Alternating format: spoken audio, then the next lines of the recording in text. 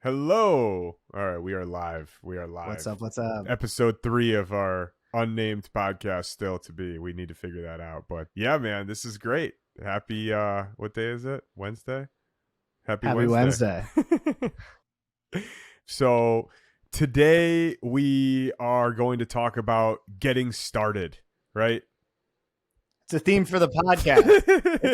It's how we started the first episode. We talk about ripping the Band-Aid, and I think we both have good stories about ripping the Band-Aid off. Yeah, and I think that's the most important part for anybody, right? Is getting started, because ideas are a dime a dozen, but taking the action and executing is what separates you. So I think it would be cool to kind of talk about, as I mentioned in the first episode, me and Brad have been friends for a while, but I don't really know the details of how Brad started his business, and I don't think he necessarily knows the details of mine. So I figure it would be a great episode to talk about how we each got started.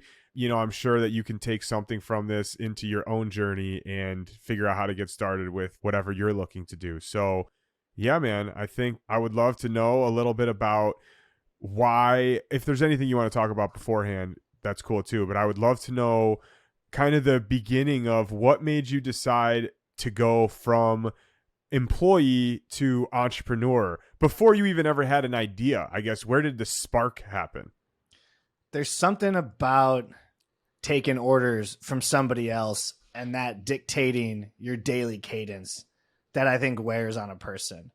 And I think doing entrepreneurship is an exploration in personal freedom. And for me, regardless of the outcome, the opportunity to be making the decisions myself and be in the driver's seat of whatever is going on, and not necessarily having somebody else dictate what my 8 hours or 10 hours of my day looks like, it wears on you. And so I think it was a function of personal freedom was the impetus. Did you have that feeling before you ever, like when you were in college, when you were in high school, or did you have it after working in corporate America for a while? So I was brainwashed in college. I look back and I did not leave college thinking about the world in the same way that I do now, which I would hope would be true. But more specifically, left thinking that doing investment banking, doing this finance job and doing it for 30 years was the path to happiness and financial success. And there was a certain level of guarantee to it. Like, what could be wrong with that proposition? And it was at that job that I saw the people that we were working for were these, and no one there was Albert Einstein. None of these business owners were Albert Einstein. They were definitely smart people, but there wasn't something, when you pull back the veil, you say, how different is this person from me, except that they decided to go do something. And so, just as a quick recap, we sold businesses for entrepreneurs that had built companies, somewhere between $100 and $500 million. But most of them were businesses that were started by somebody, by a guy, by a woman, and had built that up into something special. And so it was that opportunity to peek to the other side, that plus the quick realization in finance, it's very much like somebody tells you what to do and you're a monkey and you go do it. And you pretty much climb that ladder in perpetuity until you're at the top of the food chain and you're 50. And it's like, I guess you got there, but it was a long road and not one where you had autonomy. And so, yeah, it wasn't coming out of college. It was in the first job. And then it was a push for the years to come to try and figure out how to rip the Band-Aid off and go participate in that freedom. Let's say that you started having the inclination of, I want to be an entrepreneur. I want to build my own business. How long from the time you started to feel like that until you made the decision that you were going to do something? That was probably like 6 months. And it's unfortunate because the education I had at the time led me to go try and vet out a set of ideas that I was not well equipped to do prior to doing Space Station. that which is the cannabis company that I worked on for the past 3 years and sold last year. There was a mismatch between my skill set and what I was pursuing. And I didn't necessarily, I wish I had access to the Twitter feeds to the entrepreneurs that are vocal now about how they've built things and really like just truly better real life business acumen. And I think we can talk about those things in later episodes of like what are practical rules for starting a business when you have fewer skills, less resources, and so forth. And so it actually, because I didn't have the right perspective on what kind of business to start, I had tried to start a couple different things in between deciding I wanted to do something to actually being able to go start something. And so That's the natural path of any entrepreneur. Start a bunch of shit until you figure out what you want to for do. sure. And I think the other ideas would have sucked ass to have to do for like, one, they probably weren't going to work even if I tried doing them. And two, like it would have been a long road to see success with those. So better off that I actually did fail with those. One was like an education tech company, which I did not have the skill set to be building software at the time. Another was a dental office roll up, which is just a very capital intensive thing. I didn't really necessarily have access to capital or the skill to scale those businesses. And so fortunately they didn't really get off the ground. I think the reps of trying to get something off the ground were helpful so that when I finally did have just enough resources, I would say, to get the space station project off the ground, that I was able to go and do that. And so what made you decide that after going through all these different things, that cannabis was going to be the one that you stuck with and actually put in the most amount of energy and effort into? So I asked myself the question, if I was going to do something for 10 years, what industry would I want to participate in? What would keep me driven? Because it's not something that I find boring, or it's something that I connect with at a very minimum. And at the time, wouldn't consider myself a stoner, but I was an avid user of cannabis. And I think it was in a proactive way for my life. It wasn't necessarily something that like slowed me down as much as it was a healthier vice than alcohol as an alternative. And so I identified cannabis as one of the markets that I'd want to go participate in. And then went and looked at where's the white space in that market. And a super obvious one at the time was cannabis beverages, because it basically didn't exist. And I think everyone can agree that that's a pretty good idea because of beverage existing and being a mass consumer product everywhere else in the market. And so I like that the first thing you said, by the way, is that you were something that would keep you driven, because I think it's super important if you're trying to build something big for a long time that you find something that keeps your spark going. And of course, there's going to be times where you get frustrated and you lose that passion for a minute. But at the end of the day, the results are not guaranteed, but the struggle is. And when you are feeling those moments of why am I doing this, you have to have something to come back to that allows you to drive that ship forward. So the fact that you said that first before anything else is just something I picked up on, because it's the same type of thinking that I had when I first started my business.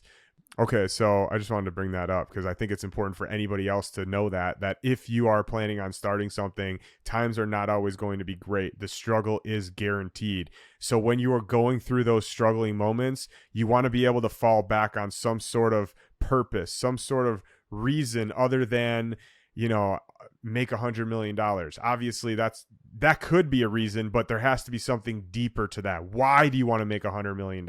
You're not just going to do it because you want to make $100 million. There's a reason why you want to make that money. Maybe it's freedom, maybe it's family, maybe it's legacy. Who knows what it is, but there's got to be some sort of purpose that you fall back on that allows you to stay driven in all those super tough times. So side note on that, but just wanted to bring that up. I think it's super important. So I think you brought up two important concepts there, and I think it's worth parsing them out. I think the first one is just picking something that you're passionate enough about or can get a reason for doing that you could do it for 10 years. Because I think if you do anything for 10 years, you will have some modicum of success doing it. I can almost guarantee that, unless you choose not to learn anything along the way, or you make some horrendously poor financial decisions up front that plague you for the rest of it. But conceptually speaking, if you tackle a single problem for 10 years, like no one can lose at that game. And that the great equalizer then is that it's just a process that you need to follow. You just need to keep hammering the nail for 10 years and you'll get somewhere. As another thing and another question you should ask yourself is, what are the values that are driving my why for taking these risks and doing these things at all? Which I think you touched on when you said family, passion. And so I think they're connected ideas, but I think they are separate in one of just choosing the bucket of what it is that you want to focus on and why. And then two, like your true why for doing what it is that you're doing. And I think that's an even more deep-seated, important question to answer, because that actually feeds up into answering the question of like what business I should pursue, how should I, or if I should pursue one at all, how should I spend my time? And if you get that piece right, then it's like you're invincible, because you could play the game forever if you've got a deep-seated why. Yeah. Yeah, no, that makes complete sense. I completely agree with you. I feel the same way. I'm wondering, when you made this decision, what was the first step that you took to actually get something off the ground? Because starting a cannabis beverage, I mean, you know, a lot of people think about, that would be great to start a cannabis company. It'd be great to start a cannabis beverage, but that's going to require money. That's going to require talent that I don't know how to do. It's going to require all these things that I don't have the answer to. So when you are sitting there thinking about all these things you don't have the answer to right now, how do you actually get started? What do you do? I think the most important thing is to break down a big problem into a set of little problems. Because at the end of the day, that's all business is this accumulation of small decisions and actions being taken that add up to big ones.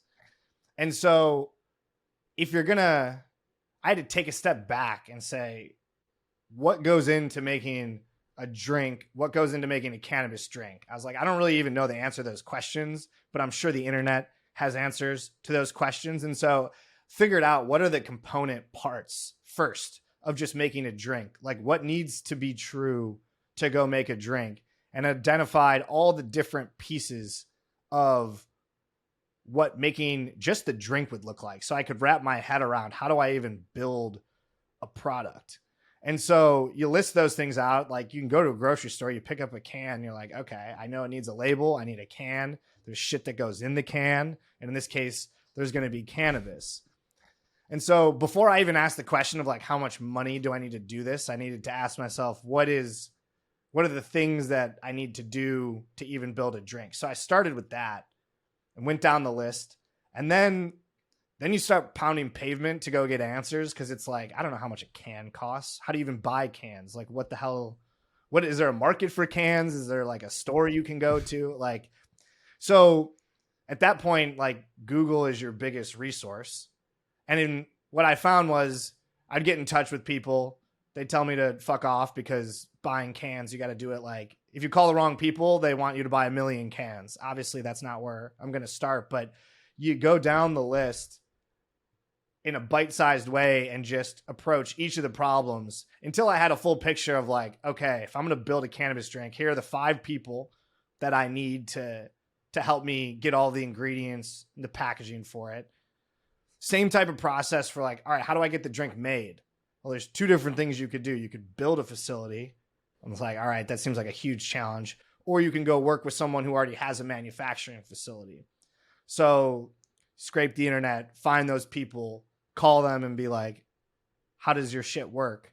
And start interviewing them. And all of the, like those types of initial upfront things just get the ball rolling. And so I think it was really just, at the time I was working at Uber. So I would like book a fake meeting for an hour while I was at Uber. And I would go call vendors and just try and figure out, how can I get this product made, until I had a clear picture on that. I got a clear picture on what manufacturing would look like. Then I started figuring out, how do you get a brand built?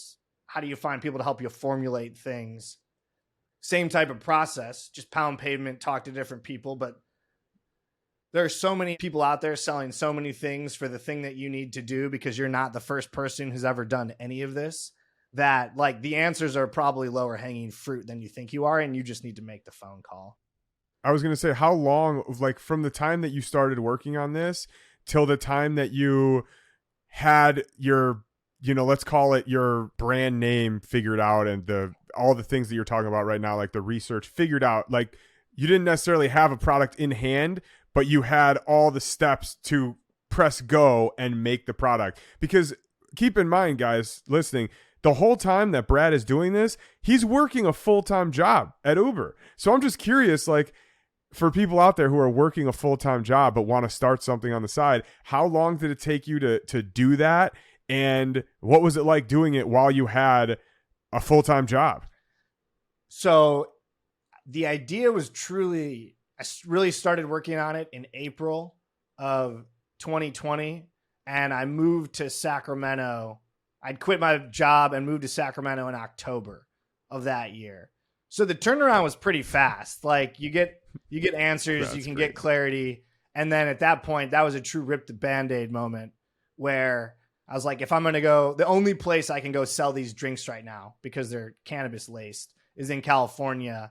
I moved out to Sacramento to be by the manufacturer. But the process of doing it while I had a job, it ultimately comes down to prioritization. Like Uber was a busy job at the time. It was pre-IPO. But at that point, once you've made the decision that this is what I'm going to do, all of a sudden you make time. And so whether that, like, it became a function of making time daily, and this was a priority, so that I was never not moving forward every day. And I think that was the key piece. And then that ball turned into a snowball where it was like, okay, now it's time to quit my job. But it started off with just an hour a day of, let me go find vendors. Let me go find potential manufacturing partners. Let me go learn about how to launch a consumer product, because that was a new one for me. Let me go learn how the dispensary market works in California. At one point, I did need to like take work off to go out to a trip to just go walk into dispensaries and be like, how does it work to sell stuff to you guys? And they explained to me like what that process looks like. And so I guess in short, there's no magic solution other than make time if you really want to do this. And I think setting artificial deadlines for yourself is a great hack where no one's going to tell you to go quit your job in 6 months except for you. So in my mind, I was always in a rush, because otherwise I don't think I ever would have gotten this inertia I needed to take it over the finish line. Makes sense. By the way, have you ever read the book Who Not How? I have not. I think it's by Dan Kennedy. Great book. But for anybody out there who's listening to Brad right now, I heard you mention multiple times you found these people, right? There were 5 people that you needed to talk to, or X amount. And Who Not How is basically a book that talks about how, what I said at the beginning of this show, which is when you're standing at the bottom of a mountain basically, and you have these goals and you have absolutely no clue how to do any of them, you start to break it down by the who's you need versus the how you're going to do it. And the who's are how you unlock the how. And you kind of just demonstrated that exact book in this story. So I wanted to mention it because it's a great read for anybody out there. But yeah, so you moved to Sacramento. That was such a huge step. We talked about this last time. You quit your job and you moved out there literally the next day, which is insane. And then once you get to Sacramento, did you have a product? Did you have any sale? What did you have when you moved out there on a whim? Because that's a very aggressive move to make, obviously quitting your job and moving across the country. So at that point, I had some financial resources from, working for 5 or 6 years before that. But in order to get the first round of product bought, all of the raw materials and so forth, and this is partially why I say that if I knew what I know now, this is not the right business to start, because it's very expensive to start. And then also the cash flow cycle that comes after it is a difficult one to manage. But that being said, I took out $100,000 loan for an MBA, quote unquote, I couldn't tell the bank that I was going to go start a speculative cannabis beverage company in California. But so I told him I got into Stanford MBA and that I needed a loan for the MBA program. And so I got $100,000 from that. And basically my situation is unique as I was about to plow all that money into, or a portion of it, into the first round of inventory to go build the product. At this point, I identified all the partners from the product to the ingredients, the cannabis, corralled those people, had interviewed a couple different manufacturers. There were only 3 in California at the time. So diligence each one of those and then signed a contract with one of them.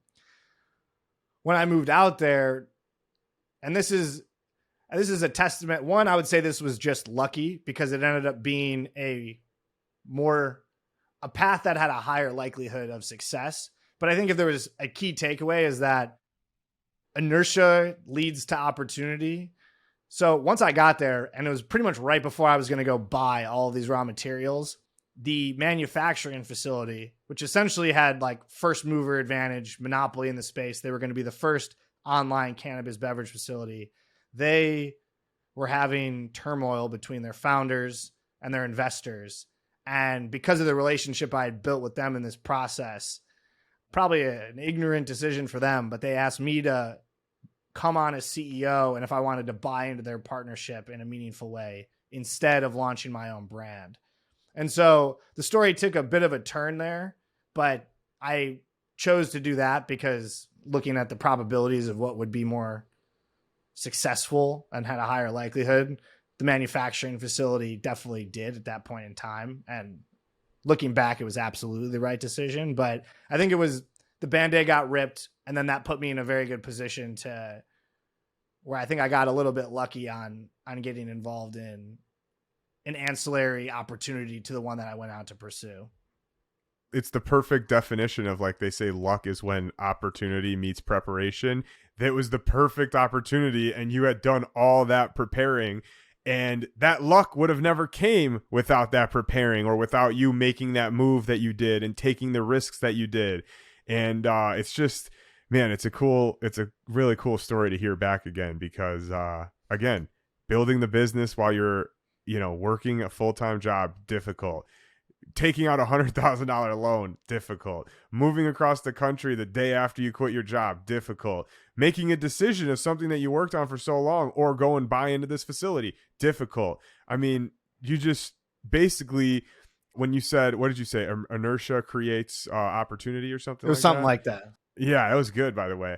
It's so true. It's like the more momentum you build, the more you prepare, the more, I don't know how to say it, but the more the universe is going to feed you. Like if you are working every single day towards some sort of goal and you're actually doing those things, at some point the momentum is going to catch up and those opportunities are going to present themselves in some way. And I think it's just like a law of the universe. I don't know how else to say it, but it just happens time and time again, and you can't convince me otherwise. So, yeah, that's awesome, man. I appreciate that. I think it's an exercise in throwing focused shit at a wall. And what I mean by that is you definitely need a narrow focus on what it is that you're trying to accomplish, because taking lots of action on lots of different things never builds any compounding interest. But as long as you have an end goal in mind and efforts pointed at that, just doing anything is hyper valuable. And then just continuing to take actions is hyper valuable. And so I think and that was a key learning for me, is like, there's no answer, there's no right answer, but continued action flowed in a single direction eventually led to big outcomes. And it wasn't super linear, but it was it certainly compounded over time until the point it was like, now I have this big opportunity to be CEO of this facility. And then, from there, a lot came after that, but like it culminated in this one big moment, but it was like throwing shit at a wall in a direction for 6 months ahead of that preceded it. I still don't have a great understanding of, you were an entrepreneur, then you were an employee, and then you were an entrepreneur again. And like the wave of things that took place for that to happen, and what were the The only thing I know to be true is that you were miserable when you were not an entrepreneur.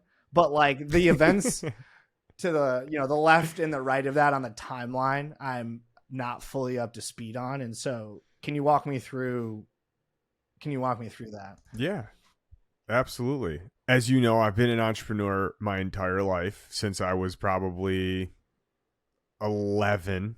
When I was 11, I started, the usual shit that 11-year-olds do, going to FedEx, making business cards before there was Vistaprint, and, shoveling people's snow, walking around our neighborhood, handing out the business cards to everybody. And that was the first inclination of like, I want to do something that's business wise. I feel like it's a super similar story with a lot of entrepreneurs is shoveling snow. But so shoveling snow is how it started. And then when I was 12, this was 2003. Yeah, 2003. Maybe I was actually still 11. I started an eBay store, and I forgot what it was. It was not. If you ever seen Superbad, or is it Superbad? No, I forgot what movie it is. But 40-Year-Old Virgin. 40-Year-Old Virgin, where the woman has the I sell your stuff on eBay store. That's what I did. I sold my parents' friends' shit on eBay and my friends' parents' shit on eBay for a commission. Messed around a little bit with drop shipping. And this was when I was young. I was like, literally, it was 2003. I was born in 1992. And that was what really made me feel like I was starting a business, because shoveling snow is cool, but like selling shit on eBay when I was 12 years old felt like this is something that is actually cool. And I actually made decent money. I would sell patio furniture or something for $1,000 and make $200. At 12 years old, you're not making $200 anywhere, So it was awesome. And then I remember when I was 13, like, and we all started paintballing and people started selling their paintball guns, and I was making money from that. It was great.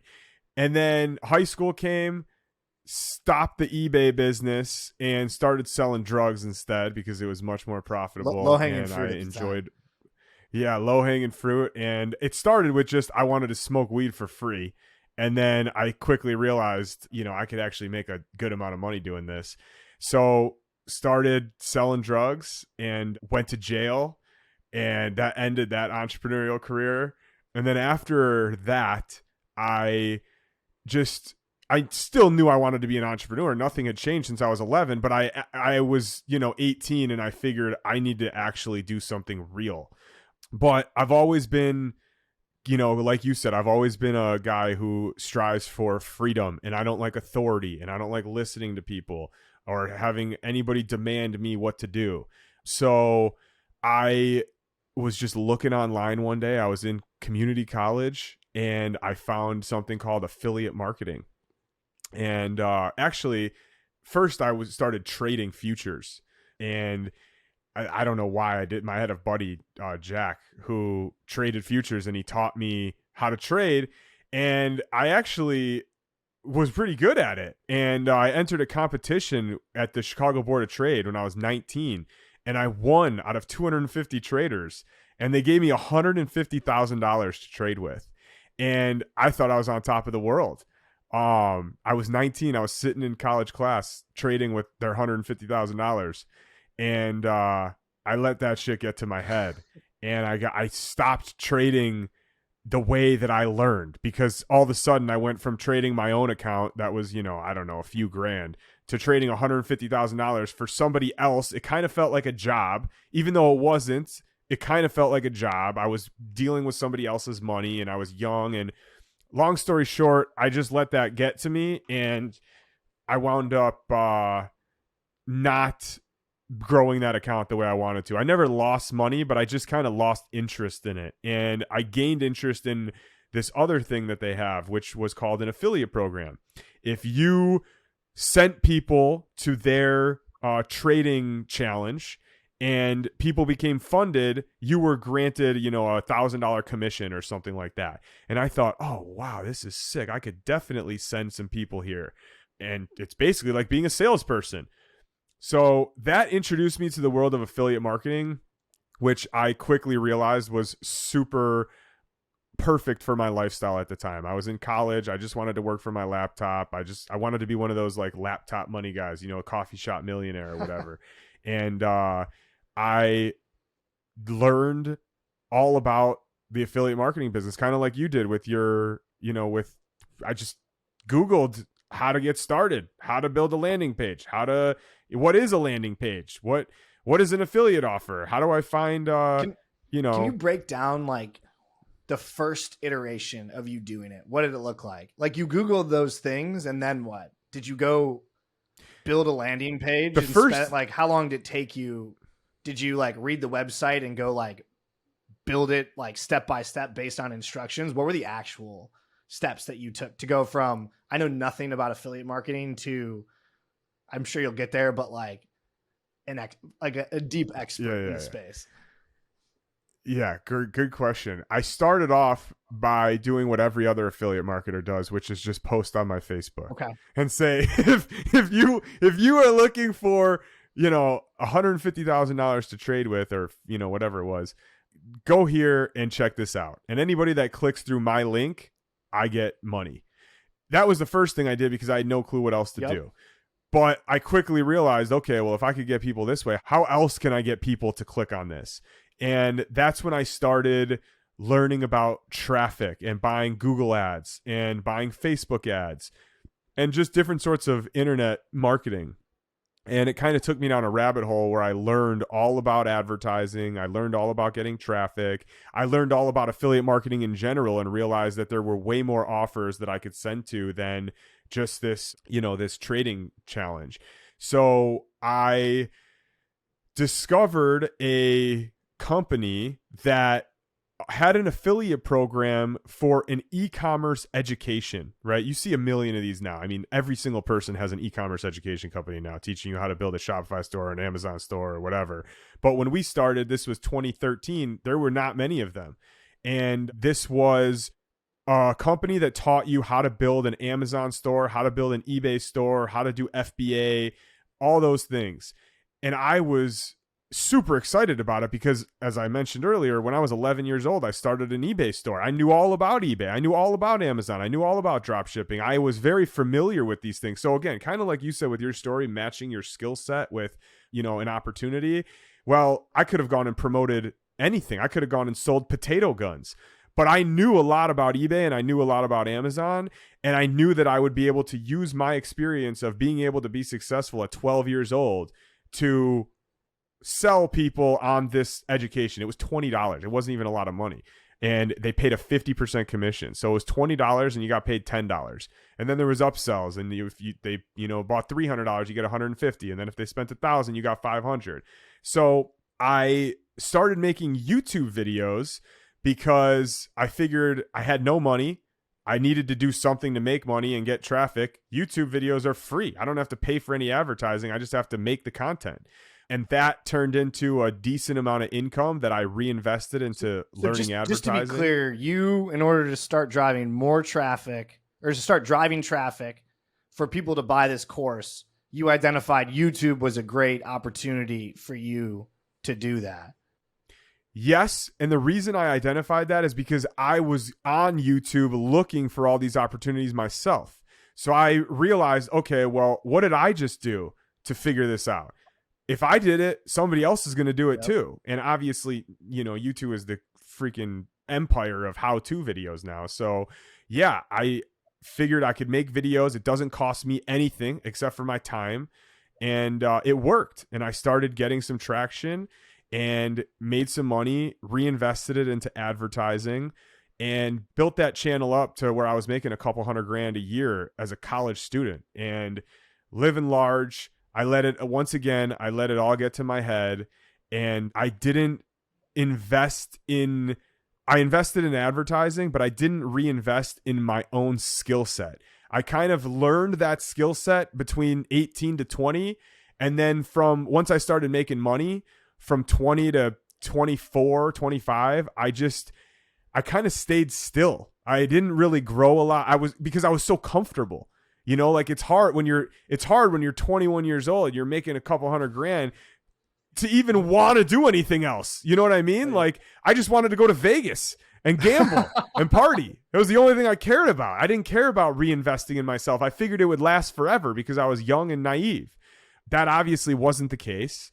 And 4 or 5 years into it, the company made some terrible. That's the one negative of affiliate marketing, is if you attach yourself too much to one company, the problem is you're at the mercy of that company. It's kind of like being an employee, being a sales rep for a company. If you're a sales rep for a company and that company sucks or doesn't have a good fulfillment process or sales process, then you're kind of going to be screwed out of your commissions because you're reliant on the company. Well, as an affiliate, you're very reliant on the company. And unfortunately, they made some bad moves. And basically over the course of 6 months, I went from making like 20 grand a month to like not even $1,000 a month. Wow. And this was right, by the way, this was right after literally I graduated college. I bought a condo, and within 30 days of moving into my new condo, this happened. Holy and my shit. income went to like zero. So my expenses doubled basically, and my income went to zero. So it was a really scary moment because, number one, I had the realization of, holy shit, I just spent the last 4 to 5 years. Like I had all this opportunity to reinvest and in my education and grow my skill set and do all these things, and I didn't do any of it. I spent all this money and all this time partying, and thankfully I got my condo, but that was the only thing that I still had asset wise, and my wife. Yeah, that was when you mentioned how I went like in and out of entrepreneurship employment. My expenses doubled. I wasn't in that same growth mindset that I was in between 18 and 20 when I was learning all this shit. I kind of had become a fixed mindset guy because I was living in comfort and I didn't need to do anything to live a different type of lifestyle that I wanted to. So got into fixed mindset, didn't really have any clue what to do after that because I attached myself to this company for so long. So long story short, I didn't want to foreclose on my house, had to get a job. One thing to touch on, I think this is a great example of why being an employee is not necessarily any less risky than actually starting something. At least if you look over a long enough time period.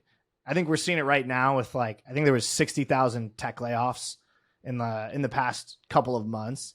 But even though you weren't an employee in this case, it highlights the risk of being attached to any one company and being at their mercy, which if you're truly an entrepreneur, that shouldn't be the case as you're building a business. And so I think there's an important learning that you learn the hard way about don't be at the mercy of any single business. And in most cases, that means you're an employee, which should then register the fact to you that being an employee is actually riskier than a person might think that it is. Yeah. And don't let comfort blind you or hold you back from progression, because that, I completely agree with you. And I learned that, and I will never make that mistake again. But I will also never make the mistake again of letting comfort rule my life. And which we'll talk about that a ton on this show. But that was a major, major realization for me. But here's the thing. It took me a while to realize that. At first, I was just thinking, fuck, what do I do? I didn't realize in the moment, I could have spent the last 4 to 5 years doing this. I kind of realized that, but the deep realization and the lesson learned of that I'll never make that mistake again came over the next, 2 years, where I had to get this job. It was a good job. It's just, I hate having a job. Like my whole entire life, my identity was being an entrepreneur. And then all of a sudden I went to getting this job. By the way, I only applied to one job. I've only applied to one job ever in my entire life. It's an incredible stat. And I got that one job. Yeah, it's pretty crazy. But so got the job. First 6 months were actually cool because I was making money again. I was, comfortable. I had insurance for the first time, my insurance paid for the first time ever. It was cool. And then it set in that I wasn't an entrepreneur anymore, and I was doing the thing that I said I would never do for my entire life. I basically gave up, and didn't sit well with me, and it just started to eat away at me. And after another 6 months, so a year in, I was like, all right, I got to do something. and started slowly just trying to figure something out. I mean, I'm very savvy to affiliate marketing. I've built a business before. The job was in affiliate marketing. I was growing the affiliate program for a tech company in San Francisco. So I was still in the world. I was still in the industry. I just needed to figure out a way to do it on my own. And again, instead of being in the company. And it just got to a point where they say, I think Tony Robbins says this or somebody, where the pain of not changing becomes worse than the pain of actually changing. And that's how it was for me. It got to a point where I was just so unhappy being an employee that all the shit that I didn't want to do became a priority for me, because I realized it was way better than the alternative, which is doing something I don't want to do every single day for the rest of my life. So I basically just went super intense into the same thing that I did when I was between 18 and 20. I learned a shitload. I put in daily action every single day, no matter what it was. It was either watch videos, it was, create test campaigns. It was all sorts of shit. I dedicated a certain amount of my salary. I didn't go out. I didn't do anything. My whole entire lifestyle changed. I sacrificed everything. I even texted all my friends, my family. I said, for the next 6 months, you are not going to see me. And if I don't answer your calls or texts, I'm sorry. It's because I'm locked in. I have the text still because it was a super important moment in my life. And I just dedicated the next 6 months to nothing but personal development, career development, improving my skill set, anything I could possibly do to create progression and momentum in my life. And within 5 months of making that decision, because again, change is instant, but it's the decision that takes time to make. Once I made that decision, I became a different person that day. And within 4 to 5 months, I literally was making more money than I was making at my job, quit my job, and reconnected with an old partner who we partnered up on this business that we own today, which is now a 7-figure affiliate marketing business that we don't rely on one single company. None of the mistakes that I've made in the past do we do today. And I think it's super important to look at every single failure that you have in your life. And instead of dwelling on how much it sucked, which I did for a while, dwell on all the lessons that you learned from it, because looking back, hindsight's 2020, I would never have been capable of being in this position now if I didn't learn all those lessons. And obviously you wish that you don't learn those lessons the hard way, but if you do learn it the hard way, don't beat yourself up about it for too long.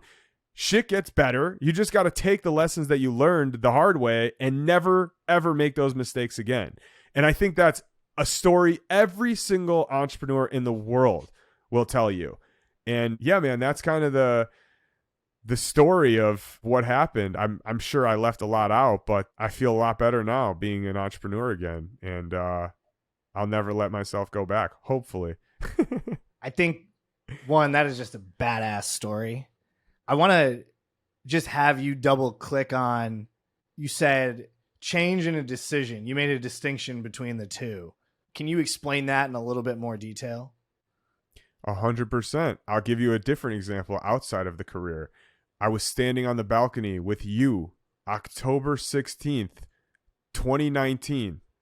I remember the date exactly because October 16th is a very meaningful day in my life. October 16th is the day that I was arrested and sent to jail and changed my life and stopped doing drugs. October 16th, I can't think off the top of my head. There's one other thing about October 16th. And then thirdly, the October 16th is a conversation I had with you that basically sparked a change in me to lose 100 pounds. So to break that down, my whole life, I have wanted to change, right? I didn't want to be fat. I didn't want to be 100 pounds overweight, but I never made the decision to change. Change was instant. When I was on the balcony with you, I literally said, I am going to do this.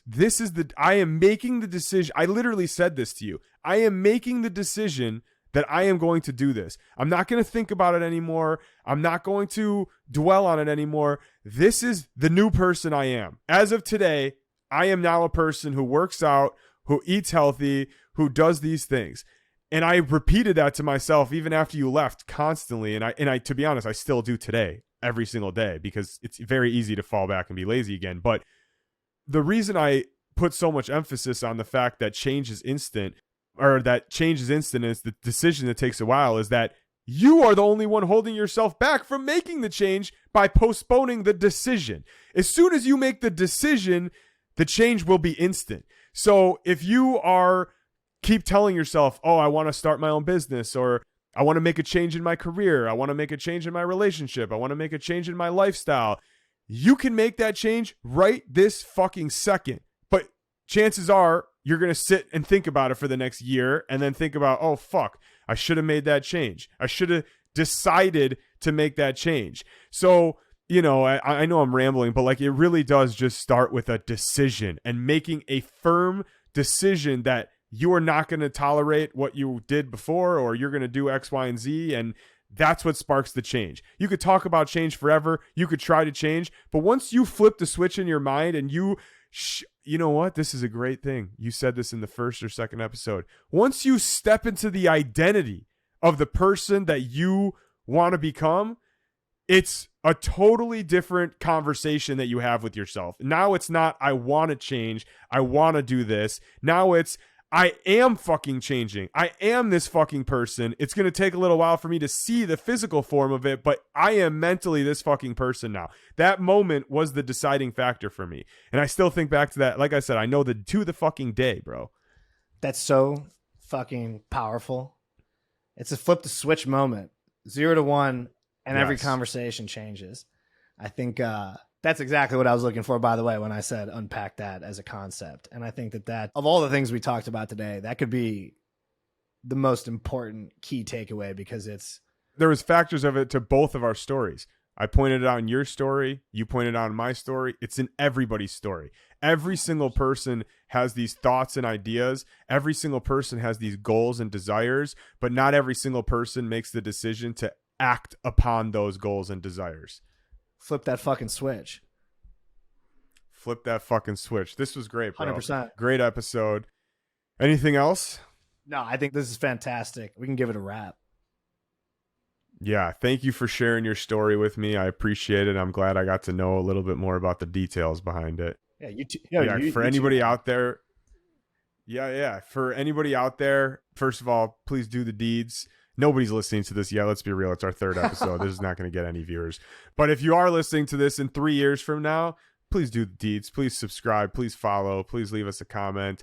We appreciate you. And yeah, thanks, brother. I will talk to you in the next one. Talk to you in the next one.